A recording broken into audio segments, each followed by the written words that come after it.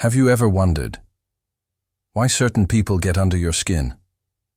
Why one small comment, one small act, can ignite anger, shame, or insecurity inside you? It feels irrational. You tell yourself, I shouldn't feel this way. But you do. Because what's really being disturbed isn't your peace, it's your shadow. Carl Jung once said, until you make the unconscious conscious, it will direct your life, and you will call it fate. This is where the story begins. The shadow. The part of you you pretend doesn't exist. The thoughts you deny. The impulses you repress. The darkness you run from. But the truth is, you can never escape it. Because it is you. The more you deny it, the more power it has over you. The more you suppress it, the louder it whispers through your emotions, your reactions, your relationships. Every irritation, every resentment, every emotional storm is the shadow trying to speak. Imagine you're walking through a quiet forest. It's peaceful, serene, until you notice a figure following you. You walk faster, so does it. You run, and it runs too. You can't escape it because it moves when you move. It's you, your shadow. That's how the human psyche works. You can't outrun your darkness. You can only face it. For Jung, peace was not about ignoring the darkness. It was about integrating it. He said, one does not become enlightened by imagining figures of light, but by making the darkness conscious. In other words, you don't find peace by pretending to be good. You find peace by accepting that you're both light and dark, good and evil, order and chaos. Because only when you stop fighting your own nature can nothing outside truly disturb you. Every person you hate, every trait you judge, every behavior you despise, is often a reflection of what you've denied in yourself. That's why Jung called this process shadow projection. You project your disowned parts onto others. If you suppress your anger, you'll see angry people everywhere. If you hide your arrogance, you'll be hypersensitive to others' pride. If you fear your weakness, you'll despise it in everyone else. The world becomes a mirror of your own unconscious. So when someone triggers you, they're not awakening something new. They're showing you something buried. Here's where it gets interesting. Jung realized that every time you're disturbed, it's not an attack. It's a message. Your anger says, there's a boundary you haven't honored. Your jealousy says, there's a desire you've denied. Your shame says, there's a truth you haven't accepted. The shadow is not your enemy. It's your greatest teacher. It's the part of you that holds everything you've rejected, but also everything you need to be whole. Think of it like this. Inside every human being is a wild animal, instinctive, powerful, raw. We build cages around it, rules, masks, politeness, but the animal never dies. And when life shakes the cage, when someone insults you, ignores you, betrays you, the beast roars. Most people try to silence it again. But Jung invites you to listen, because that beast holds your primal strength, your creativity, your truth. You can't destroy it. You can only integrate it. And the moment you do, it becomes your ally. When Jung wrote about the shadow, he wasn't writing as a detached philosopher. He lived it. He confronted his own nightmares, his own madness. After his break with Freud, Jung went into a psychological descent. He recorded his visions, his dreams, his dialogues with the unconscious in what later became known as the Red Book. It was there he met his own shadow, and through that meeting discovered a peace that no external chaos could break. He realized that the more he accepted his darkness, the less he feared the darkness of the world. That's the paradox of true strength. You become unshakable, not by building walls around your emotions, but by making peace with what lives inside them. A person who accepts their anger cannot be controlled by provocation. A person who accepts their fear cannot be manipulated by threats. A person who accepts their desire cannot be corrupted by temptation. They are complete, and completeness is untouchable. Every disturbance is a doorway. Every trigger is an invitation. The shadow knocks, not to destroy you, but to wake you. And when you finally open that door, you realize there was never anything to fear. Because the thing you were running from was simply the part of you waiting to be loved.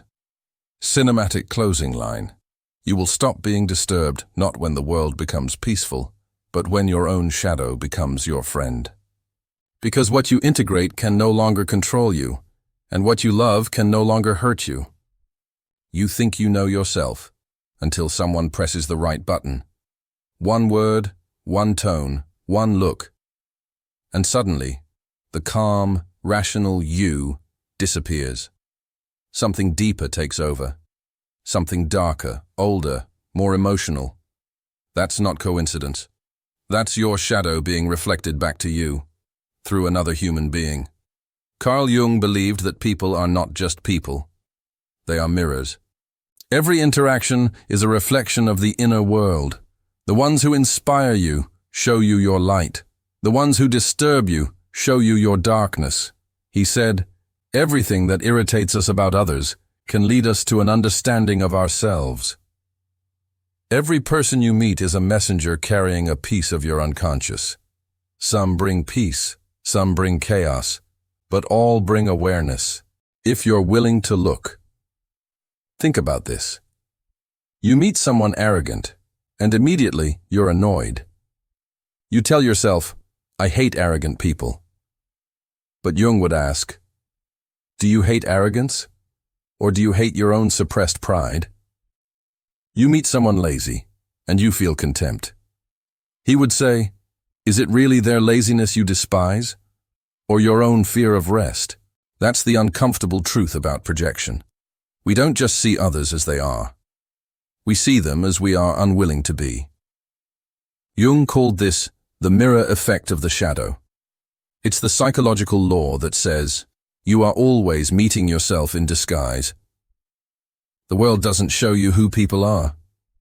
It shows you who you still need to integrate. And that's why no one can disturb your peace, unless they're touching a wound you've avoided. Imagine you have an invisible cut on your arm. If someone brushes against it, you flinch, not because of their touch, but because of your wound. That's how emotional triggers work. The people who hurt you are just brushing against something that's already raw inside. The wound is old. The person is new. Jung didn't want you to hate the mirror. He wanted you to study it. Because the moment you realize that every reaction is a reflection, you take your power back. No one makes you angry. No one makes you insecure. They only awaken the part of you that was already waiting to be seen. When you start to see this, life becomes your therapist, and every difficult person becomes your lesson. Let's go deeper. Why does this matter? Because when you live unconsciously, you become a puppet of your projections. You think your boss is cruel, but maybe he reflects your own suppressed ambition. You think your partner is selfish, but maybe they mirror your own unmet needs. You think the world is unjust, but maybe it's showing you where you've been silent. You can't heal what you keep projecting. You can't find peace while blaming the mirror. Jung believed the real spiritual work is not escaping from the world, but seeing the world as your reflection. He once wrote, "The world will ask you who you are, and if you do not know, the world will tell you. It will tell you, through conflict, through envy, through jealousy, through admiration. Every emotional response is a clue. Every trigger is a signpost. You can either react blindly or awaken consciously. Think of someone who triggers you the most, someone whose presence seems to disturb your balance. Now ask yourself, what are they showing me about me? It's never easy, because the ego hates mirrors. It loves to project. It loves to say, they're the problem. But when you dare to look deeper, you begin to see that what you reject in others is what you've been too afraid to accept in yourself. And that realization is freedom. Jung called this process shadow integration. It's when you stop fighting the reflection and begin to listen to it. You see arrogance and ask, where have I disowned my confidence? You see manipulation and ask, where am I not being honest? You see cruelty and ask, where have I hardened my own heart? The mirror doesn't lie, but it can heal if you look with awareness. That's how you become unshakable. Because the moment you own your shadow, no one can use it against you. When you accept your flaws, insults lose their sting. When you understand your emotions, manipulation loses its grip. When you integrate your darkness, no darkness outside can control you. That's what Jung meant when he said true peace is found within. He wrote, "Knowing your own darkness is the best method for dealing with the darkness of other people. You can't calm the storm by shouting at the wind, but you can calm yourself. And in doing so, you become the stillness the storm cannot move. When you understand this, nothing anyone does can truly disturb you, because their behavior is no longer about you, it's about them. And your reaction is about you. Every person who enters your life is part of your self-discovery. Some reveal your strength, others reveal your weakness. But all, every single one, reveal your truth. When you stop judging what the mirror shows, you start to see beauty even in the brokenness, because the world isn't against you. It's reflecting you, and that reflection is your greatest teacher." Cinematic closing line. The people who disturb your peace are not your enemies, they are your mirrors. And the moment you stop reacting and start reflecting, the world transforms from a battlefield into a classroom. There's a moment in every human journey when running no longer works. You've tried to escape your fears, deny your flaws, bury your pain, but it always finds a way back. That's when you realize the truth Carl Jung discovered. You cannot defeat the darkness, you can only own it. We live in a world obsessed with light, with positivity, control, perfection. But Jung saw what most people refuse to see, that the more we chase light, the longer the shadow grows behind us. He said, "Everyone carries a shadow, and the less it is embodied in the individual's conscious life, the blacker and denser it is." The irony is brutal. The harder you try to be purely good, the more dangerous your repressed self becomes, because what you reject doesn't disappear.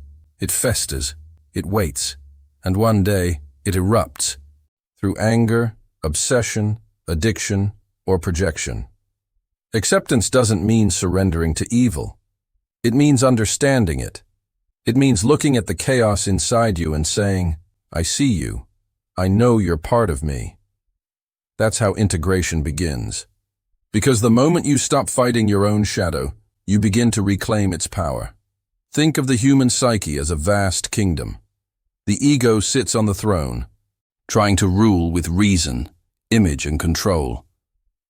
But deep beneath the castle, in the dungeons of your mind, live the exiled parts of you. The angry child, the jealous friend, the insecure lover, the ruthless competitor, the wild, instinctive, untamed animal. The ego locks them away, pretending they don't exist. But one by one, they rise in rebellion, through dreams, emotions, and impulses. They're not trying to destroy the kingdom. They're trying to be heard. This is why Jung believed that true peace is not found in suppressing the shadow, but in giving it a voice. He saw the shadow not as the devil inside, but as the key to wholeness. Because buried within your darkness are your greatest strengths, your courage, your sexuality, your creativity, your authenticity. What you call darkness is often simply the part of you that's still unloved. When you accept your anger, you discover your boundaries. When you accept your jealousy, you uncover your desire. When you accept your fear, you find your humility. Every negative emotion contains a seed of wisdom, and only through acceptance can that wisdom grow. But acceptance is not easy.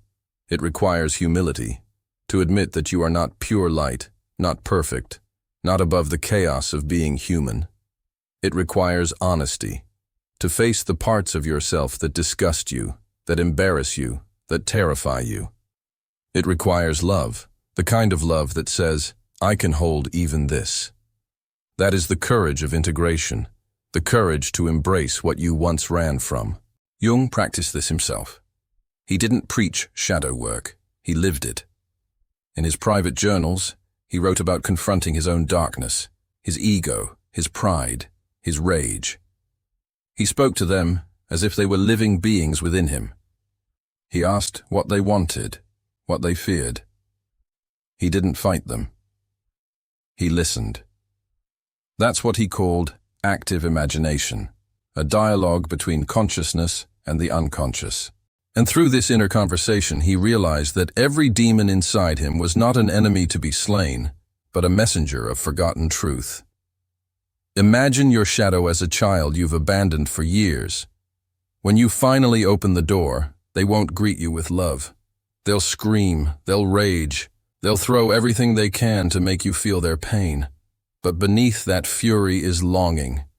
The longing to be seen, to be forgiven, to come home. That's what your shadow wants.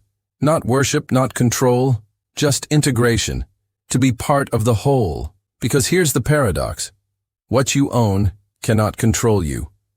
What you deny will.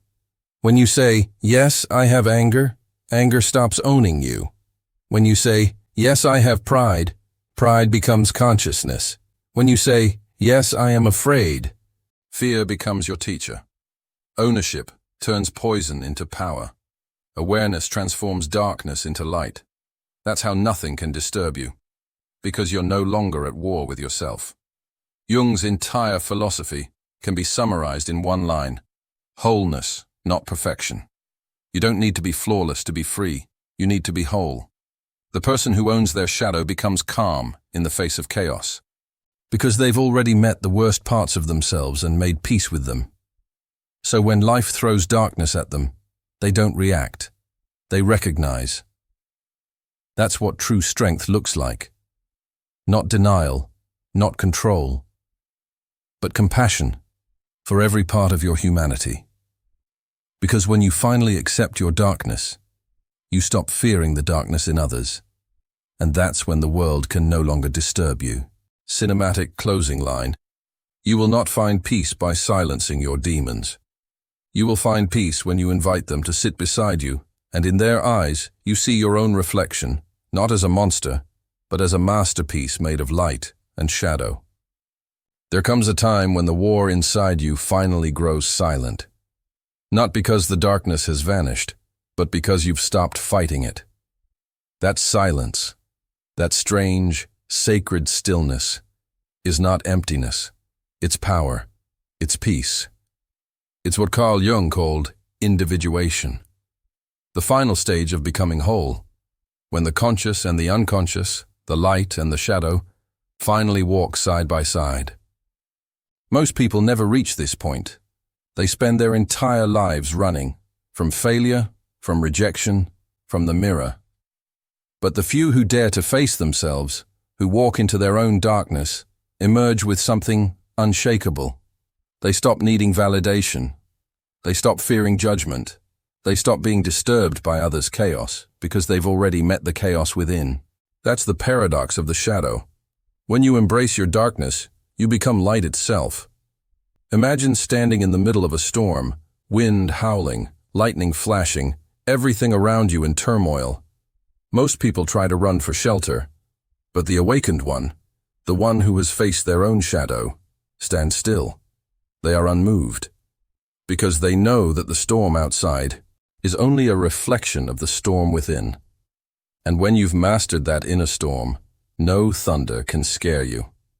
That's what Jung meant when he said, "I am not what happened to me, I am what I choose to become." To become whole is to choose presence over pain, acceptance over avoidance, understanding over reaction. You no longer ask, "Why did this happen to me?" You begin to ask, "What is this trying to teach me?" That question transforms everything. Suddenly, pain becomes a messenger, failure becomes a teacher, and suffering, the very thing you once feared, becomes your initiation into wisdom. Jung believed that every person carries within them both the divine and the demonic. But it is not the darkness that destroys us. It's our refusal to face it. When you deny the dark, you project it onto others. You call them evil, toxic, dangerous, when in truth, they are mirrors of what you refuse to see in yourself. But when you accept your own shadow, you begin to see through the illusion. You stop dividing the world into good and bad, right and wrong, light and dark. You realize everything, every emotion, every experience is part of the same whole. That's what Jung meant when he said, "One does not become enlightened by imagining figures of light, but by making the darkness conscious." To make the darkness conscious, that's the path. That's the work. And that's the peace. Because when you bring awareness to your fear, it no longer controls you. When you look directly at your pain, it loses its sting. When you make peace with your shadow, you stop being its prisoner. That's when life stops disturbing you, not because it becomes easier, but because you become stronger. You become anchored, centered, unmoved. Think of a deep ocean. At the surface, waves crash violently. Anger, stress, confusion. But if you dive deep enough, there's only stillness. That's the stillness Jung spoke of. The stillness that comes from integration. Because the whole person is not afraid of contradiction. They can hold sorrow and joy, failure and victory, light and dark, all in the same breath. That is real freedom. The people who have found this wholeness move differently through the world. They no longer react, they respond. They no longer judge, they understand. They no longer seek control, they trust. They know that every person they meet is fighting a shadow they cannot see. So instead of hatred, they offer compassion. Instead of blame, they offer presence. This is what makes them unshakable. Not their strength, but their understanding. Because once you've accepted the full truth of yourself, no one else's truth can destroy you. But here's the final mystery. Integration is not a destination. It's a lifelong conversation with your soul. Every day, the shadow returns, in doubt, temptation, envy, fear. But now, you know what to do. You don't suppress it. You don't run. You listen. And in listening, you learn. In learning, you grow. In growing, you become whole again. That's what Jung discovered, that the goal of life is not happiness, but meaning. And meaning is born only from the union of opposites, from embracing both your light and your dark. You don't need to escape your flaws. You need to integrate them. You don't need to erase your pain. You need to give it purpose. Because in the end, it is not perfection that brings peace. It is wholeness. The peace that nothing can break is found in the person who no longer hides from themselves. Cinematic closing lines. You are not just the light you show the world, but also the darkness you dare to face. And when both learn to coexist, not in war, but in harmony, that's when the world can no longer disturb you. To know your shadow is to know your soul, and to know your soul is to finally be free.